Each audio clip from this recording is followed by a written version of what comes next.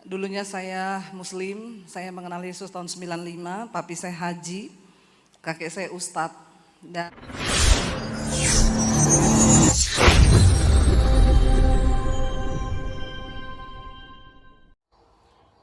Ya, teman-teman, shalom buat semuanya. Dan kali ini kita bersyukur kepada Tuhan, kita dapat bertemu kembali. Dan saya percaya kita dalam keadaan baik dan sehat semuanya. Kali ini teman-teman, saya mau berbagi di mana kesaksian sangat memberkati dan mendorong kita untuk bertahan dalam iman dan juga untuk tetap kita kuat melewati hari-hari badai hidup kita, teman-teman. Dan kesaksian ini sungguh sangat memberkati karena saudara kita ini yang diselamatkan oleh Tuhan bukan dia dari orang percaya sebelumnya. Dia adalah seorang kiai, teman-teman, dan ayahnya adalah ustadz. Nah, teman-teman, mari kita langsung saja saksikan videonya. Dan saya percaya teman-temanku, lewat kesaksiannya nanti kita akan diberkati oleh Tuhan. Selamat menyaksikan dan Tuhan Yesus memberkati. yang terkasih, shalom. Iya, kalau sudah ketemu hadirat Tuhan itu jadi cengeng saudara ya. Tapi nggak apa-apa, orang itu kalau masih bisa nangis bersyukur. Kenapa? Karena banyak orang yang tidak bisa menangis. Siapa yang sudah tidak pernah menangis di sini? Nggak usah yang lama-lama lah. Yang 1 bulan ini nggak pernah nangis berapa banyak? 1 bulan ini udah nggak pernah nangis. Atau saya nangis terus tiap hari. Saudara, kalau kita masih bisa menangis dalam hadirat Tuhan itu anugerah. Karena merasakan kasih Tuhan, merasakan anugerah Tuhan. Bahkan untuk menangis pun kita membutuhkan anugerah loh. Karena orang kalau nggak bisa nangis stres saudara. Perhatikan orang yang nggak pernah nangis itu mukanya pasti cemberut. Ya udah nggak, karena Tuhan menciptakan emosi itu dalam kehidupan kita sebagai sesuatu yang manusiawi. Jadi saudara, kalau saudara mau menangis, menangis. Kalau saudara mau tertawa, tertawalah. Tapi jangan ketawa terus, nanti jadi gila. Iya. Kita akan segera membaca firman Tuhan. Semua ada yang belum tahu saya? Nama saya Debbie Basdir, ya. Saya seorang hamba Tuhan, ya. Seringkali kalau ditanya profilnya, saya seorang hamba Tuhan. Dulunya saya Muslim, saya mengenal Yesus tahun 95, papi saya haji, kakek saya ustadz. Dan saya menerima Yesus tahun 95, bukan saya yang memilih dia, tapi dia yang memilih saya. Bukan saudara yang pilih Yesus, tapi Yesus yang pilih saudara. Tepuk tangan buat Tuhan. Ya, karena saya percaya banget bahwa kekristenan itu berbicara tentang pilihan saudara. Saya tahun 95 dipilih oleh Tuhan Yesus. Ketika itu saya sudah mengakhiri hidup saya dengan cara bunuh diri. Karena saya pikir tidak ada yang bisa memuaskan saya lagi di hidup ini, ya. Dan saya sudah mencoba semuanya. Saya sudah mencoba semua dosa yang saya pikir itu enak. Ya, nggak usah dicoba saudara. Saya sudah mencoba. Nggak ada dosa yang membawa kita bahagia. Cuma sesaat, habis itu pasti membinasakan. Jadi ketika saya sudah mencoba semua dosa, sampai di satu titik saya jenuh dengan hidup. Saya jatuh dalam berbagai dosa. Dan iblis datang ngomong bunuh diri aja, hidupmu sudah hancur. Waktu itu tahun 95 saya baru lulus SMA, masih sangat muda. Dan saya berpikir mau mengakhiri hidup saya, tapi disitulah Tuhan datang menolong saya. Tuhan datang menolong saya saudara, dia angkat hidup saya, dia selamatkan saya, dan dia ubahkan saya. Kalau sampai saya bisa ada hari ini, itu semua karena anugerah Tuhan. Makanya saya tidak pernah bisa berhenti menangis dalam hadirat Tuhan. Siapa yang menyangka seorang Debbie Basdir yang tadinya sudah mau mengakhiri hidup, yang sudah hancur, yang menjadi sampah, mungkin di dalam keluarga, bahkan mungkin bagi orang sekitar, tetapi di tangan Tuhan kita bisa menjadi sesuatu yang berbeda. Karena Tuhan itu memang luar biasa. Dan ketika saya mengenal Yesus tahun 95, itulah titik balik dari hidup saya. Para orang tua saya mau bilang, percuma saudara dengan kekuatanmu mendidik anak, engkau pukul dia, engkau hajar dia. Kalau dia tidak disentuh oleh Tuhan, maka dia tidak akan pernah bisa mengalami perubahan hidup. Bagian kita sebagai orang tua, bawa anak kita untuk mengenal Tuhan. Karena hanya Tuhan yang sanggup mengubahkan. Hari-hari ini ada begitu banyak orang tua yang stres menghadapi persoalan mendidik anak mereka. Saya cuma berkata, hai para orang tua, engkau tidak akan pernah bisa membawa anakmu berubah kalau engkau sendiri tidak menjadi teladan di dalam firman dan ketaatan. Bagaimana kita bisa membawa anak kita? Kita dulu yang harus berubah. Kita dulu yang harus membawa dampak dan teladan supaya anak-anak kita boleh mengenal Tuhan. Warisan terbaik yang bisa kita tinggalkan bagi mereka adalah iman. Ya, waktu kita memberikan iman kepada anak kita, maka itu akan menjadi modal untuk mereka bisa hidup di kemudian hari di dalam perkenanan Tuhan. Saudara kasih uang anakmu, uang bisa habis. Sampai kapan sih uang bisa bertahan? Ya, apalagi kalau dapat anak yang tidak bertobat. Ya, contoh saja di Alkitab, anak sulung yang meminta warisan lalu habis semuanya. Ketika itu akhirnya dia makan sama makanan babi, saudara. Lalu dia teringat kepada orang tuanya. Kenapa? Karena yang diberikan adalah warisan kekayaan. Kita nggak bisa beri warisan kekayaan kepada anak kita. Kalau anak kita nggak bertobat, menghabiskan kekayaan itu cepat atau gampang? Ya, cepat sekali orang bisa menghabiskan kekayaan. Mencarinya susah, tetapi ketika kita memberikan kepada mereka warisan iman, ya, saya nggak tahu kenapa saya berbicara ini ya, padahal saya bukan mau khotbah ini. Tapi pasti ya Tuhan lagi membawa ke sini, berarti banyak kebutuhan bagi para orang tua. Kita harus mempersiapkan anak-anak kita. Kita harus membawa mereka dalam takut akan Tuhan. Karena saya mengalami bagaimana saya dibesarkan tanpa iman yang benar kepada Tuhan. Saya punya agama tapi saya tidak mengenal Tuhan. Saya punya agama tapi saya nggak kenal siapa Allah itu. Saya tidak mengerti rencananya, agama hanya sekedar sesuatu yang bisa melengkapi ya identitas diri pada waktu itu. Ya, bagaimana kita menjadikan Tuhan dalam hidup kita? Kekristenan bukan sekedar agama tapi sebuah hubungan yang intim dengan Tuhan. Kekristenan berbicara tentang pengenalan yang dekat dengan Tuhan. Ketika engkau mengenal siapa Tuhanmu, baru engkau bisa mengenal jalan-jalannya, amin. Ada begitu banyak orang yang datang kepada saya, mereka bertanya, Bu, bagaimana caranya kita bisa mengerti rencana dan kehendak Tuhan dalam hidup kita? Ya, saya berkata tidak ada yang bisa memberitahukan jalan Tuhan kepada engkau selain Tuhan. Satu kali ada pengusaha datang kepada saya, jadi saudara saya ingat waktu itu saya melayani di kota Solo. Saya ini dulu ceritanya, suami saya itu orang Solo, saudara. Ya, tadinya dia ikut, sekarang tapi lagi menyelesaikan beberapa hal ya di hotel. Karena saya sekarang nggak bisa kemana-mana juga terlalu lama, saudara. Kemarin ini saya sudah seminggu di kota Solo. Saya urusi mami saya kecelakaan umur 73 tahun dan pahanya patah.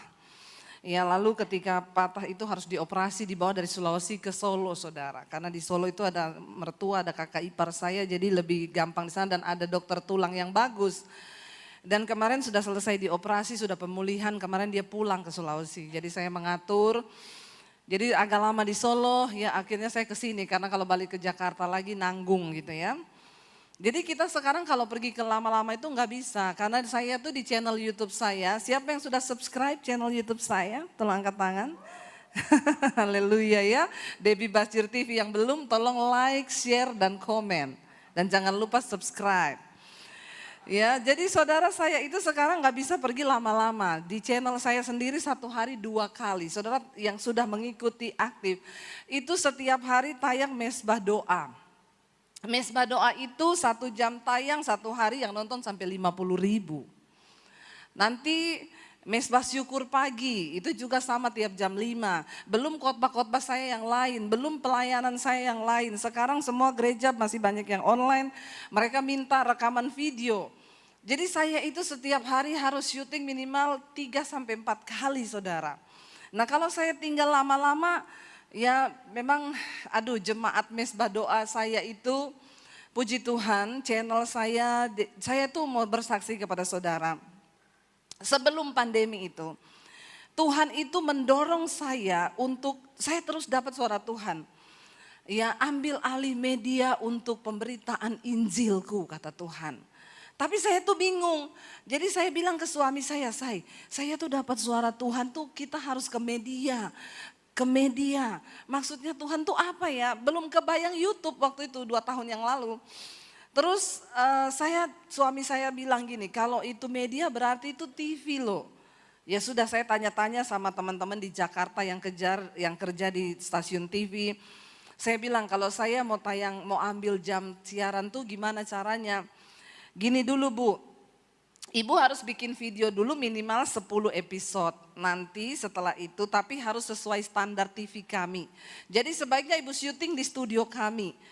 Kalau untuk 10 episode itu 60 juta, satu episodenya 6 juta. Sudah sama edit segalanya sama sewa studio. Itu untuk mengejar standar bisa ditayang di TV. Saya tanya sama dia, jadi kalau saya sudah bikin 10 episode sudah pasti tayang? Belum Bu. Waduh, bayar 60 juta belum pasti tayang. Lah terus ngapain? Ya itu namanya resiko. Saya cerita ke suami saya bilang uangnya siapa 60 juta? Iya ya, berarti enggak lah. Ya, lalu saya bilang kalau Tuhan yang suruh, Tuhan tuh enggak mungkin memberatkan lah. Tuhan tuh pasti kasih kita caranya lah sampai tidak ada memberatkan atau kita harus utang segala macam. Akhirnya saudara saya tuh berdoa, saya cuma bilang gini, Tuhan saya siap loh, saya memberi diri, Tuhan mau pakai saya di mana aja saya mau. Tapi Tuhan yang tuntun dong rencanamu. Karena saya selalu tuh berdoa begini saudara, Tuhan saya mau melayani, bawa saya di tempat di mana Tuhan berada. Jangan sampai kita pikir kita masih melayani Tuhan, ternyata Tuhan sudah sampai di ujung mana kita masih tinggal di situ. Saudara, Tuhan kita Tuhan yang bergerak. Dan mari kita masuk dalam pergerakan Tuhan. Jangan sampai kita ketinggalan. Nah saya tuh bilang sama suami, tapi ini dorongan tuh di hati besar sekali. Lalu saya juga beberapa tahun yang lalu dapat saudara, Tuhan tuh bilang begini loh. Saya ngomong ke suami 2 tahun lalu saya tuh dapat gini, waktu mau masuk tahun 2000 sebelum 2020 ya, 2019. Tuhan tuh udah ngomong sama saya tuh gini, aku akan memberkati engkau dengan berkat bangsa-bangsa. Tapi kamu harus membuka satu wadah. Saya tuh bingung, saya mau buka wadah apa Tuhan? Terus berkat bangsa-bangsa ini apa? Saya nggak ngerti. Aku akan memberkati engkau dengan limpahnya. Itu dari bangsa-bangsa dan itu akan dipakai untuk kepentingan kerajaanku. Aku sedang mencari orang yang mau bergerak bersama dengan aku. Saya ngomong ke suami saya dapat ini dari Tuhan. Suami saya bilang, ya udah kita taat. Lah terus kita buka wadahnya apa supaya menjadi saluran Tuhan memberkati itu harus saudara. Ya, jadi Tuhan tuh memberkati harus ada wadahnya, nggak mungkin uang jatuh dari langit. Kalau ada uang jatuh dari langit itu tidak sah, itu uang palsu karena uang itu harus melalui peruri, percetakan uang Republik Indonesia. Kalau jatuh dari langit berarti tidak ada nomor serinya. Jadi kita harus bekerja memberikan wadah bagi Tuhan memberkati. Dan akhirnya saya tuh cuma bingung, saya bilang sama suami, ayo kita mulai bergerak apa. Tiba-tiba saya kepikiran itu Tuhan tuh ambil di media. Lalu akhirnya saya tuh satu kali pelayanan ke Bali, saya sama mami saya, kita mau ketemu satu orang di kafe, saya lagi duduk, mereka lagi syuting di kafe itu. Kebetulan produsernya duduk di samping meja saya tanya, Pak lagi bikin apa Pak, syuting buat apa? Oh bikin TV Bu, di mana? Di YouTube. Terus saya tanya dia loh, TV di YouTube? Iya, emang bisa Pak? Oh sekarang itu semua udah beralih ke YouTube Bu, artis-artis apa. Ya ini tahun 2019 saudara, pertengahan lah. Ya, oh sekarang semua sudah beralih, emang bisa ya Pak? Dia bilang, Bu, YouTube itu lintas budaya, lintas agama, lintas benua, lintas semua-muanya. Jadi saya itu tiba-tiba kayak mendapat sesuatu saudara. Lalu saya dengan bersemangatnya bilang sama dia, berarti saya bisa ya bikin ya? Dia bilang, ya semua juga orang bisa. Emang ibu punya konten apa? Mukanya itu gak enak saudara. Ya kayak ngajak berantem gitu ya ngeliatin saya. Terus saya bilang biasa aja kali Pak. Nah waktu itu memang sudah ada beberapa gereja yang sudah punya channel YouTube lama. Mereka kan udah ngangkatin khotbah-khotbah saya. Jadi saya bilang sama bapak itu, Pak, coba bapak lagi buka YouTube kan? Iya, ketik nama saya di YouTube. Dia tuh ngeliatinnya agak bagaimana gitu saudara. Siapa? Saya bilang Debbie Basjir. Dieja satu-satu diklik, begitu dia klik dia bilang, oh ibu pengkhotbah pendeta ya? Iya. Bu, ini tayangan-tayangan ibu khotbah ya ini? Iya. Ini ada yang nonton sampai ratusan ribu loh Bu. Terus saya langsung gini, berarti bisa saya bikin channel YouTube? Bisa banget Bu, mukanya agak-agak enak sekarang saudara. Jadi saya gini, oh bisa berarti bisa banget, berarti kan ibu sudah punya nama di YouTube. Ya udah saya pulang saudara dengan bersemangat saya bilang sama suami, Say bikin channel YouTube yuk. Kata suami saya, kamu udah punya channel YouTube udah lama tapi ndak aktif. Lah terus kita aktifkan tuh gimana?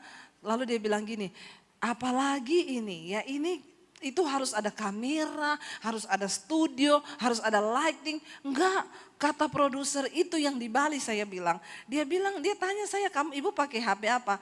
iPhone. Udah bisa Bu buat syuting untuk yang sederhana-sederhana sudah memenuhi standar. Kita pakai yang ada dulu. Akhirnya kita mulai syuting apa adanya. Saya bikin khotbah-khotbah saudara. Waktu saya tayangkan satu judul khotbah akibat dosa tersembunyi. Tiba-tiba saudara itu orang pada konseling semua. Mulai dari jemaat, pengerja, full timer, pemusik, WL sampai pendeta. Ternyata banyak sekali yang menyembunyikan dosa. Pengakuan dosa semua. Bu saya mau mengaku dosa, saya nonton khotbah ibu yang ini, saya mau mengaku Bu.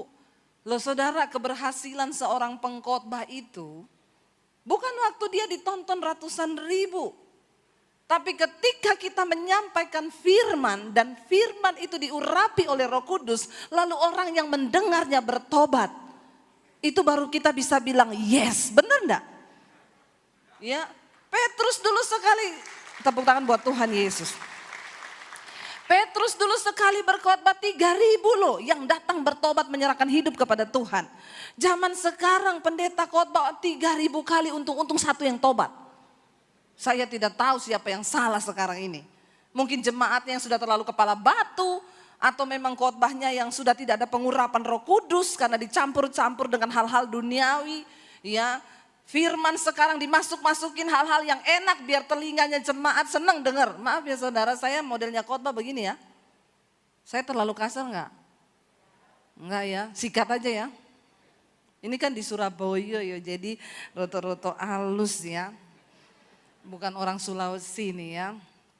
Tapi yuk udahlah kita ayo ngomong belak-belakan aja.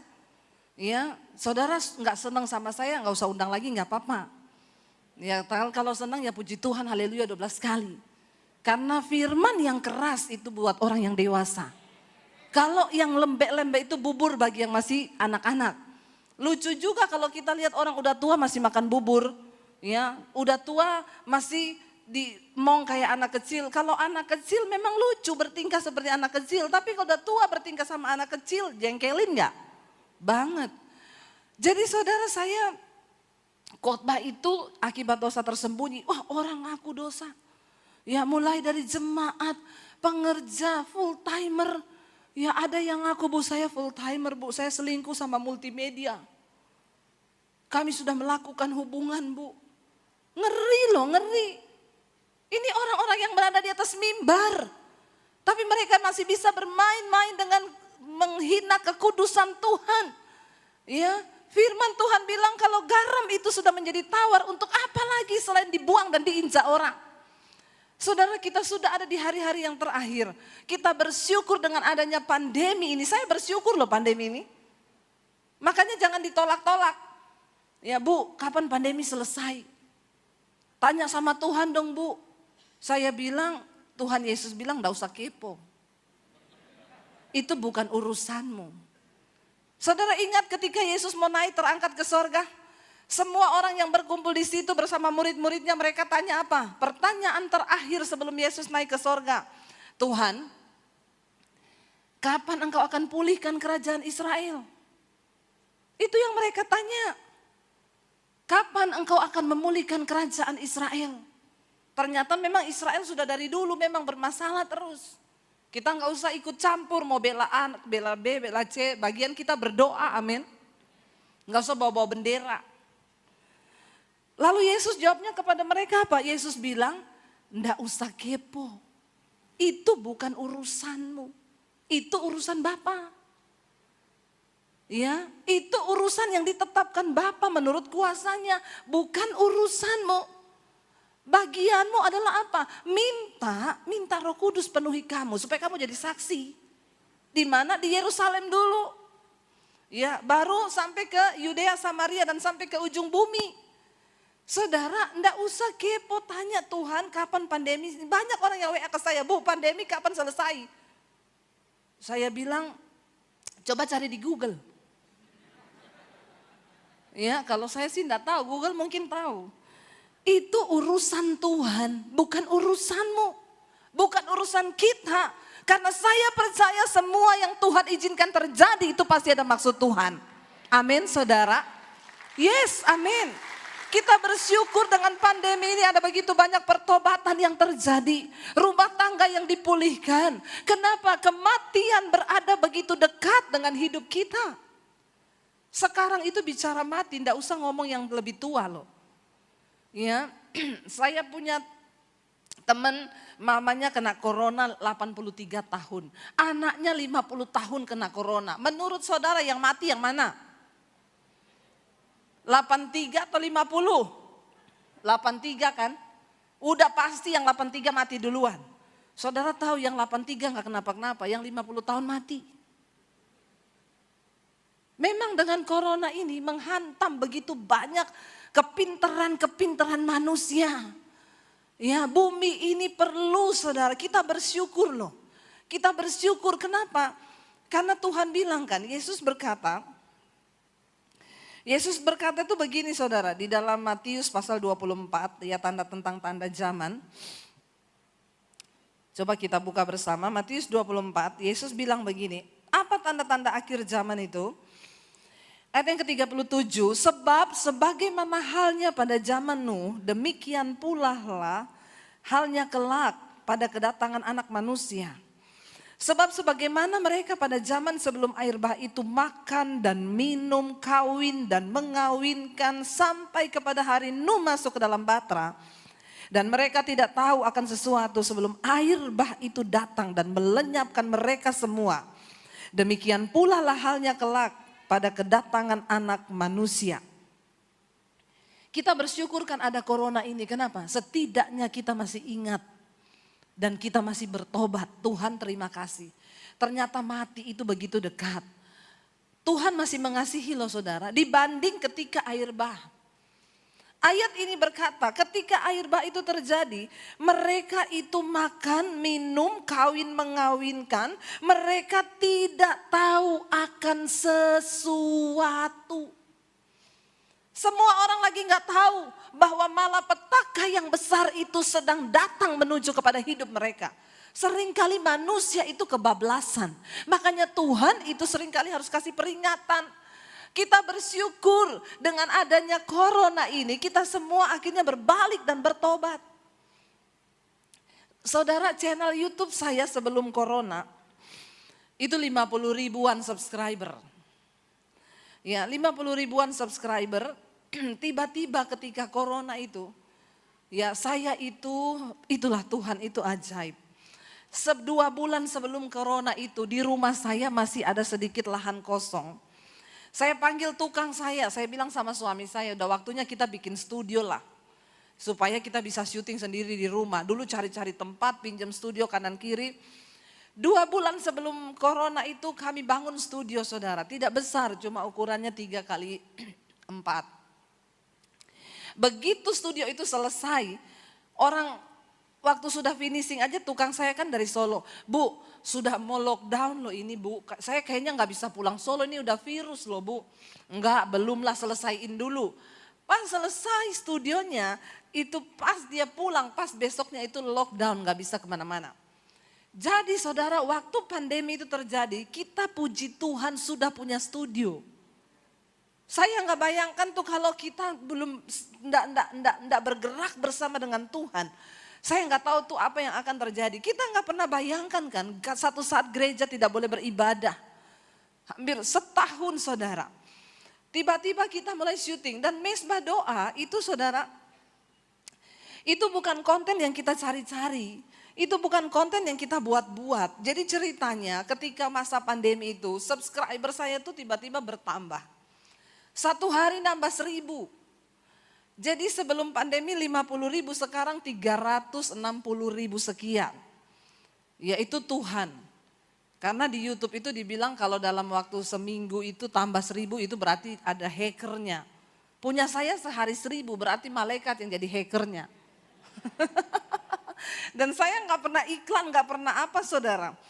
Tiba-tiba ketika itu malam-malam ya waktu kita udah pandemi itu saudara, saya itu dapat inbox di HP saya dari konten dari YouTube. Dia bilang gini, kamu sekarang bisa menikmati live streaming dari HP ya, tinggal dipencet aja itu gambar kamera.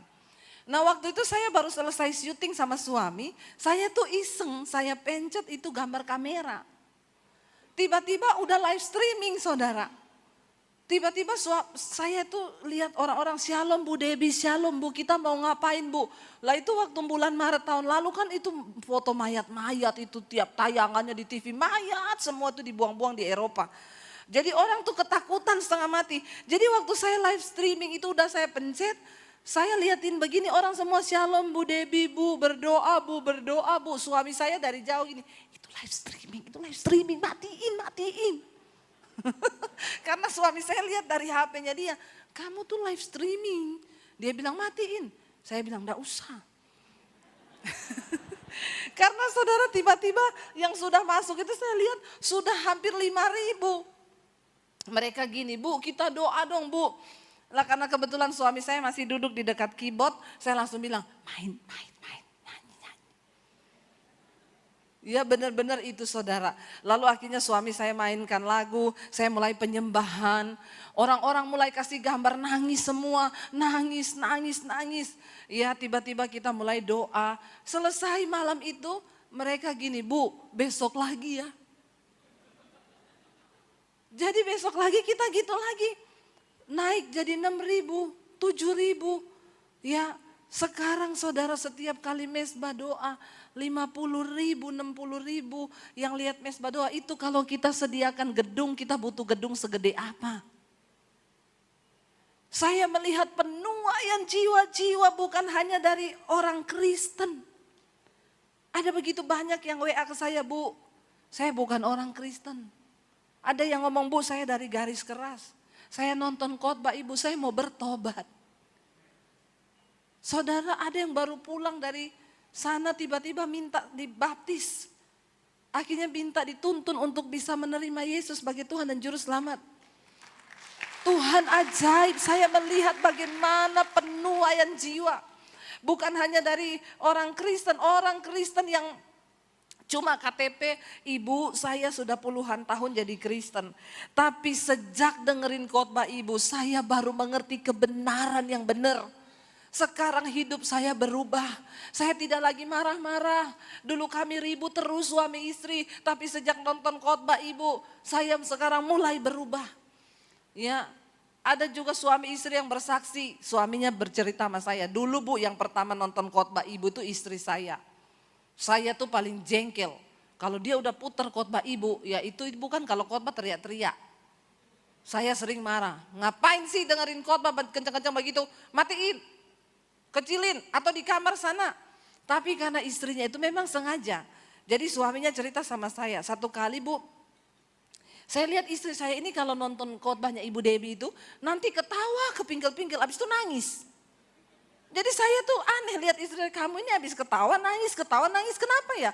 Lama-lama satu kali saya ikut nonton, saya dijamah Tuhan Bu. Dan sejak saat itu kami sekeluarga Bu, setiap malam jam 8 kami bersehati. Jadi saya jam 8 itu gak pernah bolong dari bulan Maret tahun lalu sampai hari ini, itu semua karena anugerah Tuhan.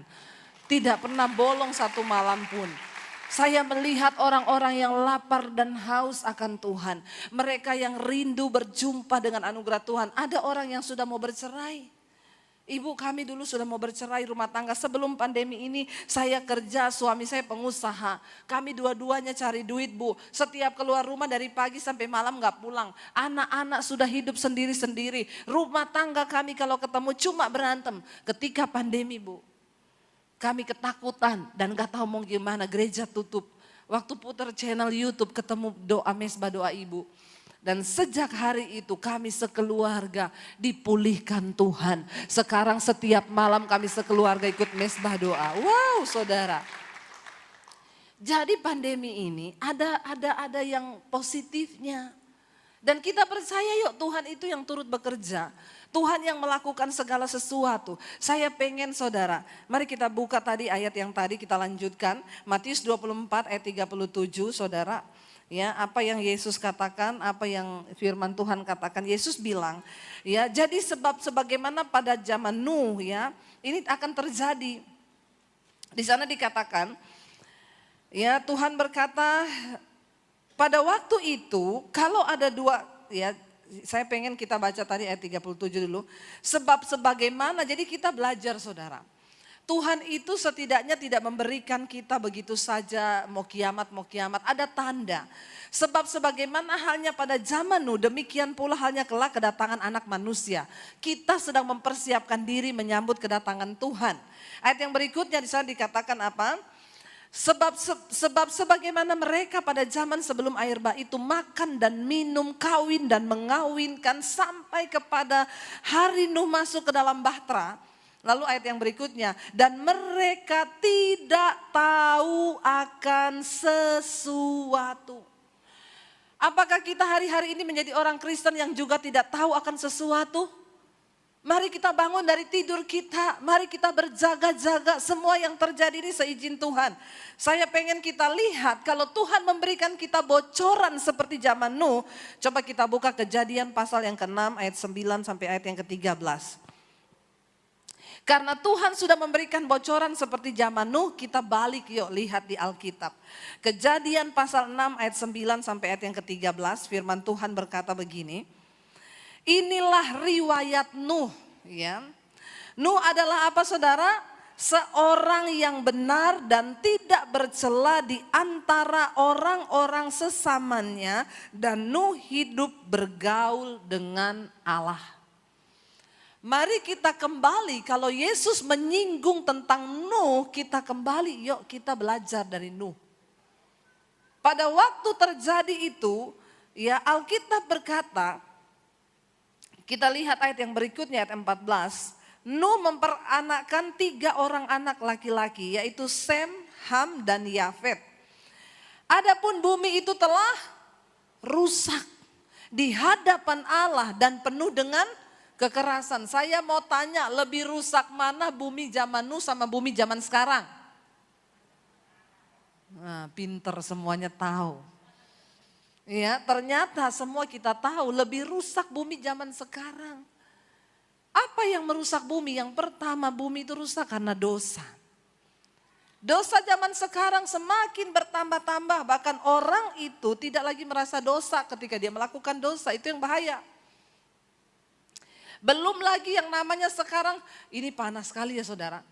Kita tuh bangun pagi aja itu udah panas sekali. Sekarang AC aja, aduh rasanya udah gak kerasa AC ya. Tadi saya ngomong sama bapak yang jemput saya di mobil, panas sekali ya Pak. Iya, saya bilang ini neraka mulai terbuka. Karena sudah mau kiamat, pintu neraka mulai terbuka. Ya, belum lagi sudah panasnya begini, itu di China bikin matahari KW. Ya, memang luar biasa China ini. Pokoknya langit, bumi dan alam semesta itu adalah ciptaan Tuhan. Selebihnya made in China. Ya, luar biasa. Bikin matahari KW saudara. Ya, yang konon katanya panasnya itu melebihi panasnya matahari pakai tenaga nuklir. Ini udah bumi panasnya kayak begini, masih bikin lagi matahari ya. Bumi ini udah rusak. Ya, betapa es di kutub utara itu mencair dengan begitu cepat. Kita nggak pernah tahu. Jangan sampai kita jadi orang-orang seperti di zaman Nuh yang tidak tahu apa-apa sampai hari itu datang mencelakakan dan mati semuanya. Kita nggak pernah tahu loh kematian itu datang kapan. Ya, kita nggak pernah tahu loh sesuatu yang akan terjadi ke depan ini apa yang akan terjadi. Kalau kita berkaca dari tsunami Palu, saya ketika tsunami Palu itu saya berangkat ke sana, saudara bayangkan dalam waktu sekejap 10 lebih orang meninggal di saat itu. Betapa nyawa ini kita nggak tahu kapan kita akan dipanggil Tuhan, tapi bagian kita hari ini berjaga-jaga. Jangan jadi orang Kristen yang tahu. Kalau engkau dalam rumah tanggamu tiap hari cuma ribut berantem, ayo mulai berdamai. Ini waktu saya sampai udah selesai apa belum ya? Tolong dikasih tahu ya kalau sudah mau selesai ya. Masih aman? Karena saya sering lupa waktu kalau khotbah soalnya. Ya lanjut ya, aman ya. Sampai jam berapa? Hah? Nanti gabung sama ibadah yang kedua ya. Saudara, lalu udah mau selesai nih ya, berarti tinggal 3 menit lagi. Udah jam 11 ya. Oke ya saudara. Ya sudah selesai tapi waktunya. Ya lalu saudara, Alkitab berkata sebentar lagi ya. Adapun bumi itu telah rusak di hadapan Allah dan penuh dengan kekerasan. Allah menilik bumi itu dan sungguh sangatlah rusak benar. Sebab semua manusia menjalankan hidup yang rusak di bumi. Ya kata firman Tuhan, berfirmanlah Allah kepada Nuh. Ya aku telah memutuskan untuk mengakhiri hidup segala makhluk. Sebab bumi telah penuh dengan kekerasan oleh karena mereka. Jadi aku akan memusnahkan mereka bersama-sama dengan bumi. Ngeri loh saudara, dan itu hari-hari ini sedang terjadi. Tapi mari kita hidup seperti Nuh. Dia bergaul dengan Allah, dia orang benar di antara orang-orang sesamanya dan bukan itu. Yuk Bapak Ibu mulai dari rumah tanggamu. Ayo kita jadi suami yang benar, ayo jadi istri yang benar, ayo jadi anak yang benar. Saya serius memperingatkan hari-hari ini bertobat sebab kita punya waktu yang tidak lama lagi. Untuk ya dunia ini memang benar-benar saudara kebangetan kalau kita nggak buka mata. Ya sekarang dengan adanya vaksin aja orang sekarang ke luar negeri harus jadi syaratnya vaksin. Bukankah ini kita sedang mengarah ya ke zaman antikris di depan mata kita. Ya, mari kita buka mata. Semua sedang digenapi, firman Tuhan sedang digenapi. Tapi orang yang hidup percaya kepada Tuhan dan takut akan Tuhan, mereka yang akan diluputkan dan mengalami janji.